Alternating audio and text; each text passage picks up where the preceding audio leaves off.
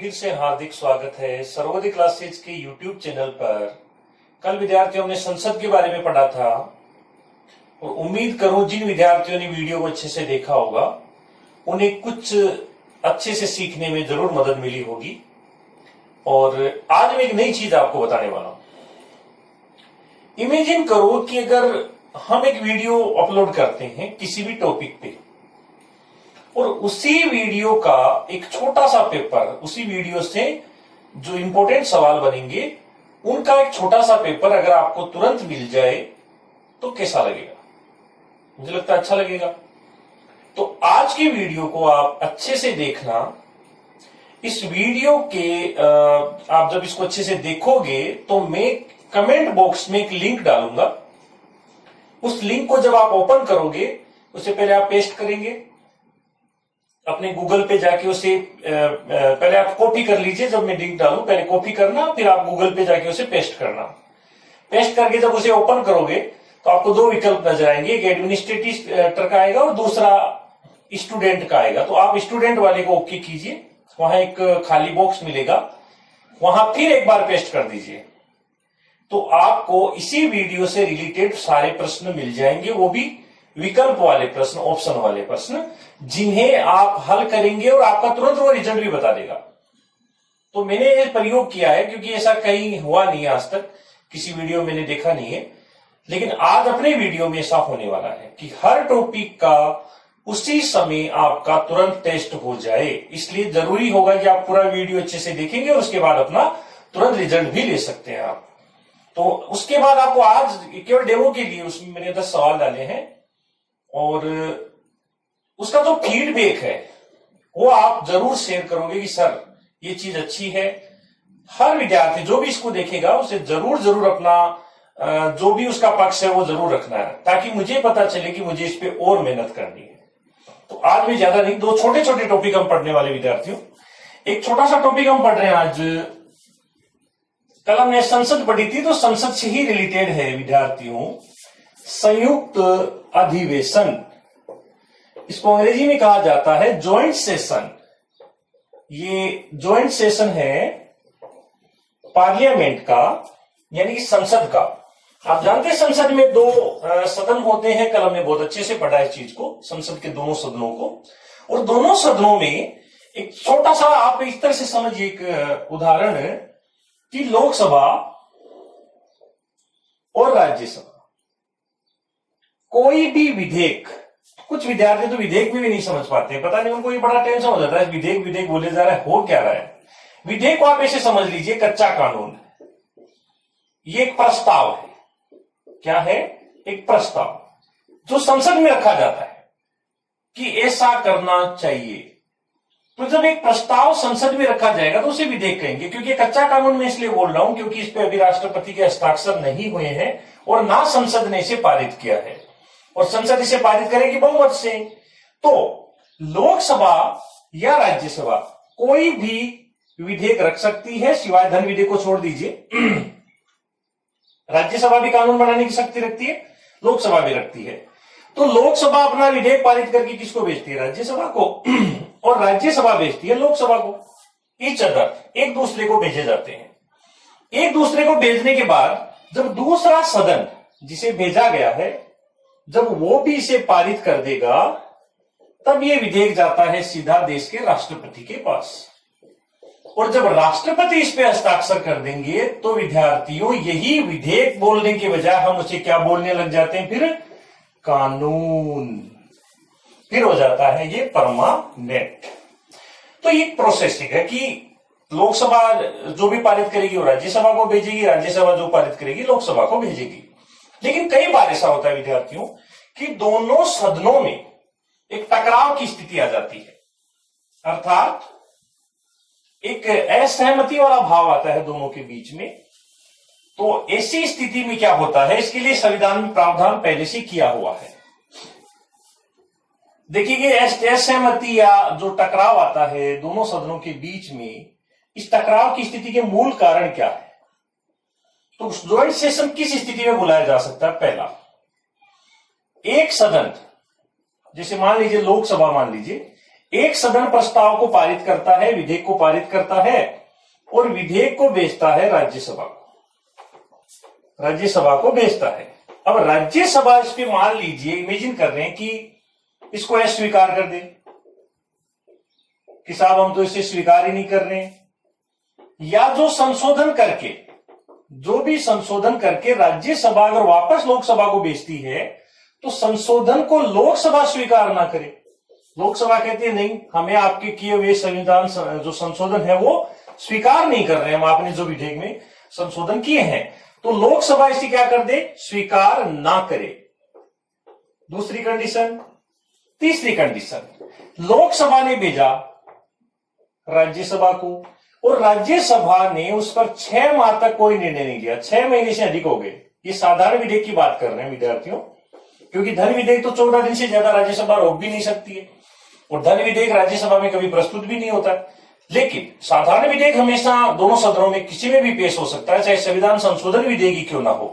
तो 6 माह से अधिक अगर मान लीजिए कोई भी सदन उसे रोक लेता है तो ये तीनों कंडीशन है कि दोनों सदनों में आ गया टकराव। अब जब टकराव आ गया तो टकराव को सुलझाएंगे कैसे, इसी के लिए किया गया है प्रावधान संयुक्त अधिवेशन ज्वाइंट सेशन का संविधान के अनुच्छेद 108 में।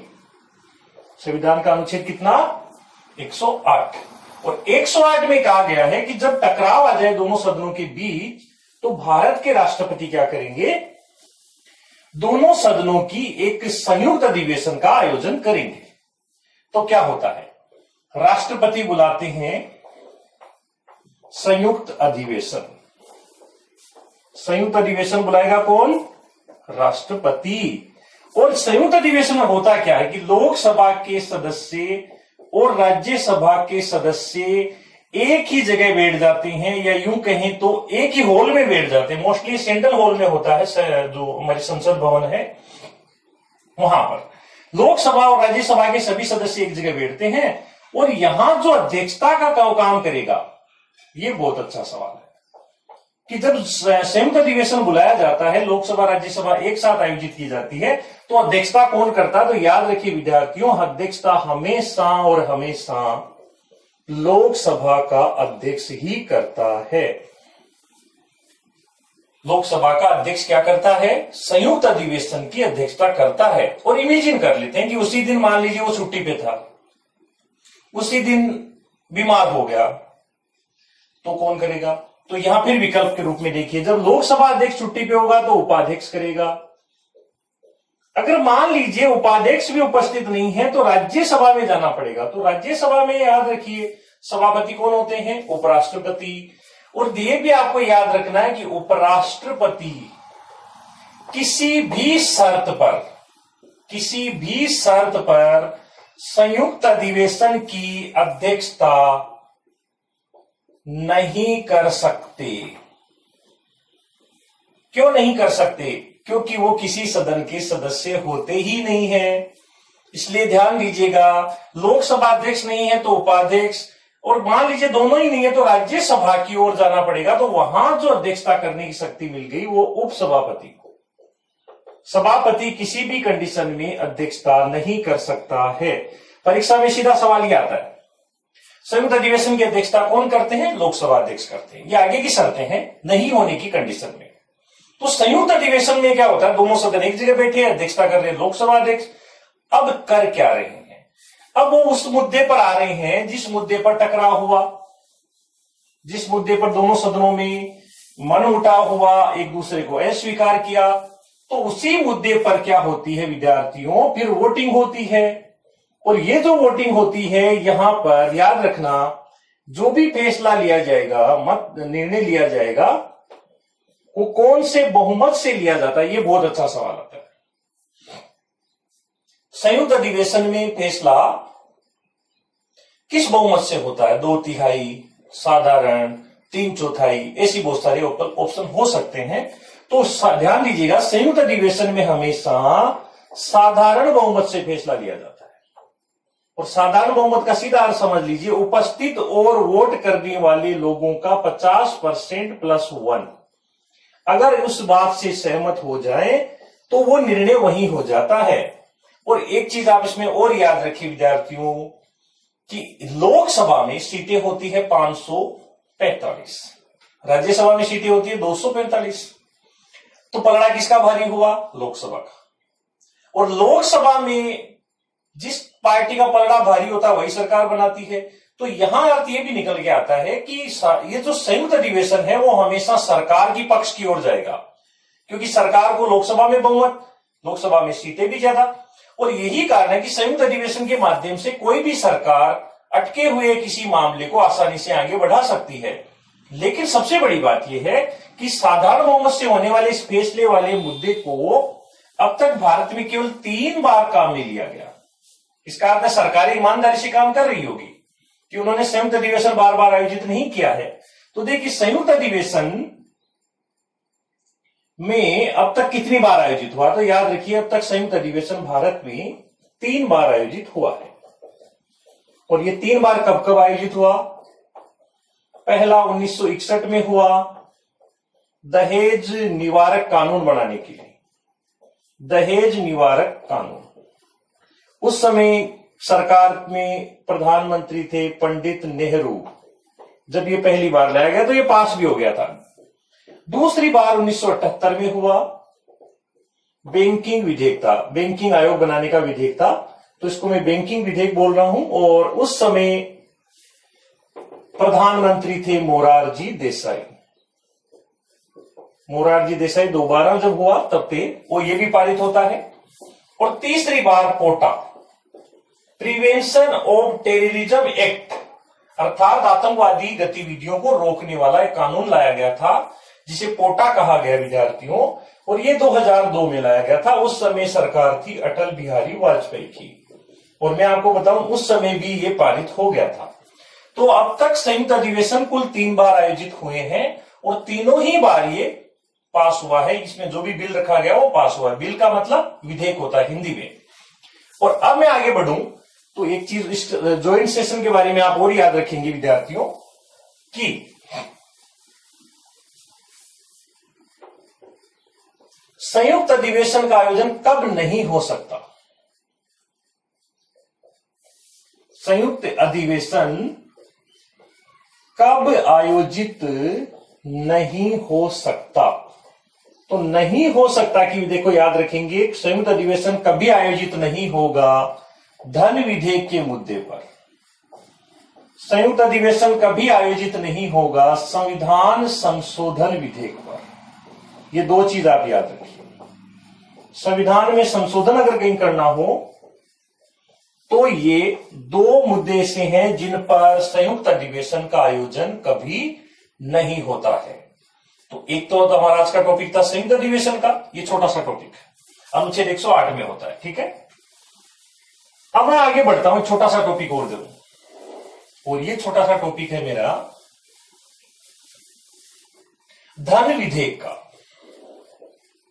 धन विधेयक, देखिए ध्यान रखिए, विधेयक मूल रूप से 3 प्रकार के होते हैं। एक को हम साधारण विधेयक बोलते हैं, एक होता है धन विधेयक, एक होता है संविधान में संशोधन का विधेयक।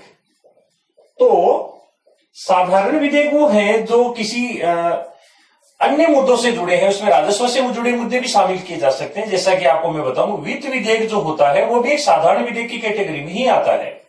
धन विधेयक और संविधान में संशोधन करने का विधेयक। तो हमारा मुद्दा है धन विधेयक का।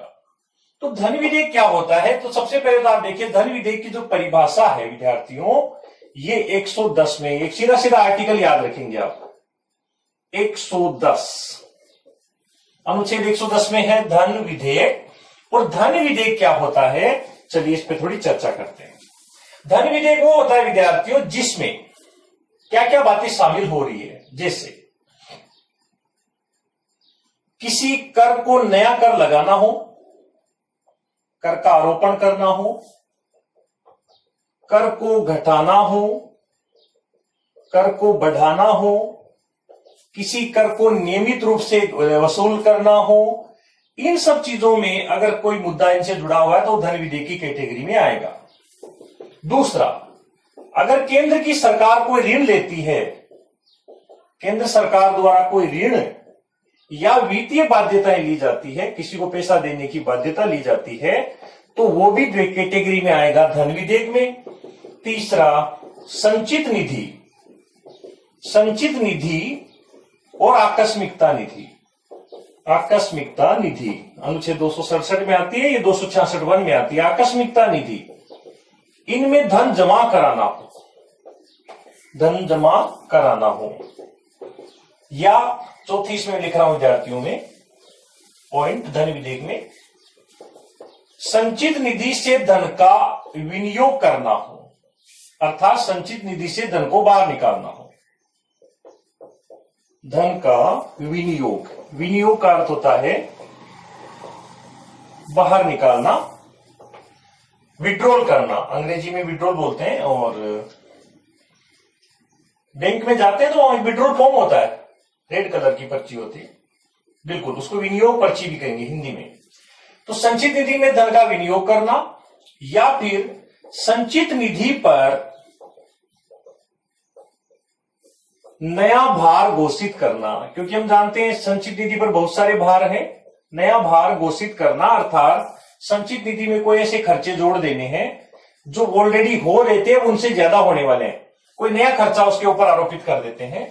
इसी तरह से संचित निधि है, संचित निधि है, या फिर सार्वजनिक जो लेखे होते हैं, चाहे वो राज्य सरकारों के हो चाहे केंद्र सरकार के, सार्वजनिक जो लेखे होते हैं, इन लेखों में जांच परीक्षण करना, आय और व्यय की जांच करना, या कितना आया कितना गया, इन सब से जुड़े हुए मुद्दे भी धन विधेयक की कैटेगरी में आते हैं। तो ये मुख्य मुख्य पॉइंट आते हैं कि धन विधेयक में क्या क्या चीजें शामिल होती है। लेकिन हमें एक चीज याद रखनी विद्यार्थियों कि धन विधेयक की परिभाषा में इतनी चीजों को हमने शामिल किया है, लेकिन फिर भी संविधान ने क्या किया, एक शक्ति सौंप दी है लोकसभा के अध्यक्ष को। अगर परीक्षा में सवाल है कि कोई विधेयक धन विधेयक होगा या नहीं होगा, इसका फैसला कौन करता है, तो आप सीधा सीधा उत्तर देंगे लोकसभा का अध्यक्ष करता है। धन विधेयक का फैसला कौन करेगा, लोकसभा का अध्यक्ष करेगा। और ये अगर ये प्रमाणित कर देता है कि यह विधेयक, कोई भी विधेयक जो धन से जुड़ा हुआ है, पैसों से जुड़ा हुआ है, यह विधेयक अर्थात एक वित्त विधेयक, क्योंकि अगर मैं धन से बात करूं तो राजस्व आय और व्यय के विधेयक को विद्यार्थियों धन विधेयक वित्त विधेयक कहा जाता है, कि यह वित्त विधेयक धन विधेयक की कैटेगरी में आएगा। अगर यह बात प्रमाणित कर दे लोकसभा का अध्यक्ष, तो वो वित्त विधेयक क्या बन जाएगा, धन विधेयक बन जाएगा। फिर एक सवाल और आता है कि क्या सभी वित्त विधेयक धन विधेयक होते हैं? तो इसको थोड़ा सा इस तरह से समझना है, जैसे मैं गणित की सवाल की बात करूं, सभी वर्ग आयत होते हैं, सभी वर्ग आयत होते हैं, लेकिन सभी आयत वर्ग नहीं होता है। बिल्कुल सेम वैसे ही अगर यहां आ जाऊं मैं, तो इतना सा याद रखिए कि सभी धन विधेयक क्या होते हैं, वित्त विधेयक होते हैं। सभी धन विधेयक वित्त विधेयक होते हैं, लेकिन सभी वित्त विधेयक धन विधेयक नहीं होते हैं। ये जो तुम रीजनिंग में पढ़ते हो ना, सभी कुत्ते शेर हैं, वो कैटेगरी वाली बात हो रही है कि सभी धन विधेयक वित्त विधेयक होते हैं, लेकिन सभी वित्त विधेयक धन विधेयक नहीं होते हैं। और इसी में मैं आगे बढ़ूं तो धन विधेयक के बारे में आपको फिर 2-5 बातें और इंपॉर्टेंट आपको याद रखनी है। देखिए, पहली पॉइंट धन विधेयक से जुड़ा हुआ कि धन विधेयक को अगर प्रमाणित कर दे लोकसभा अध्यक्ष, तो वह धन विधेयक प्रस्तुत होगा हमेशा प्रस्तुत होगा कहां, लोकसभा में। धन विधेयक हमेशा लोकसभा में प्रस्तुत होता है। Point number 1। पॉइंट नंबर 2, प्रस्तुत करने से पहले, धन विधेयक को प्रस्तुत करने से पहले राष्ट्रपति से अनुमति लेनी होती है। यह अनिवार्य है, राष्ट्रपति की अनुमति से ही यह रखा जाएगा। तीसरा, राज्यसभा धन विधेयक पर शक्तिहीन है, अर्थात वो कोई शक्ति नहीं रखती है। देखो कितनी सी शक्ति रखती है, शक्तिहीन है। कैसे है पता चल रहा, देखो कि राज्यसभा धन विधेयक को अधिकतम 14 दिन तक रोक सकती है। सिर्फ 14 दिन रोक ही सकती है, ओनली रोक ही सकती है। क्या नहीं कर सकती? तो देखो क्या नहीं कर सकती है राज्यसभा, अस्वीकार नहीं कर सकती, संशोधन नहीं कर सकती, पुनर्विचार के लिए नहीं लौटा सकती। केवल और केवल कर सकती है तो केवल इतना कर सकती है कि 14 दिन रोकेगी और एक सिफारिश कर सकती है, और ये सिफारिश मानना या ना मानना लोकसभा पर डिपेंड करता है। इसी धन विधेयक से जुड़ा हुआ 5वां बिंदु आप ये याद रखो कि धन विधेयक हमेशा कोई मंत्री ही पेश कर सकता है, मंत्री द्वारा ही ये प्रस्तुत किया जाता है, अर्थात कोई गैर सरकारी सदस्य की बात मैं पहले बता चुका हूं। गैर सरकारी सदस्य कभी धन विधेयक प्रस्तुत नहीं कर सकता। ठीक, इसी धन विधेयक से जुड़ा अगला पॉइंट है विद्यार्थीगण कि धन विधेयक को राष्ट्रपति के पास जब भेजा जाएगा तो राष्ट्रपति क्या कर सकता है और क्या नहीं कर सकता है। चलिए राष्ट्रपति की बात करते हैं। धन विधेयक राष्ट्रपति के पास जाएगा तो राष्ट्रपति कहां कहां शक्तियों का उपयोग कर सकता है। देखिए, पहला, राष्ट्रपति इसे स्वीकार कर सकता है, राष्ट्रपति इसे अस्वीकार भी कर सकता है, ध्यान रखना, मना नहीं कर सकता है। लेकिन क्या नहीं कर सकता, राष्ट्रपति इसे पुनर्विचार के लिए नहीं भेज सकता, पुनर्विचार के लिए नहीं भेज सकता। क्यों नहीं भेज सकता? क्या तो स्वीकार करेगा या अस्वीकार, लेकिन पुनर्विचार के लिए वो इसलिए नहीं भेज सकता क्योंकि जब हमने धन विधेयक रखा था तो पहले पूछ लिया था राष्ट्रपति से। तो जब हम ऑलरेडी पहले पूछ चुके हैं तो फिर विचार करने के लिए क्यों भेज रहे हैं आप? हमने तो आपसे पूछ के काम किया था। इसका अर्थ है कि वो पुनर्विचार के लिए धन विधेयक नहीं भेजता है। मोस्टली ऐसा होता है कि धन विधेयक पे राष्ट्रपति स्वीकृति ही प्रदान करते हैं। ये चीज आप याद रखेंगे। और अगली पॉइंट आप और याद रखिए इसी में, अभी जैसे हमने संयुक्त अधिवेशन की बात की थी, तो धन विधेयक को लेकर कभी भी संयुक्त अधिवेशन का आयोजन नहीं हो सकता है। संयुक्त अधिवेशन आयोजित नहीं होता है धन विधेयक को लेकर। तो ये हमारे दो छोटे छोटे टॉपिक थे।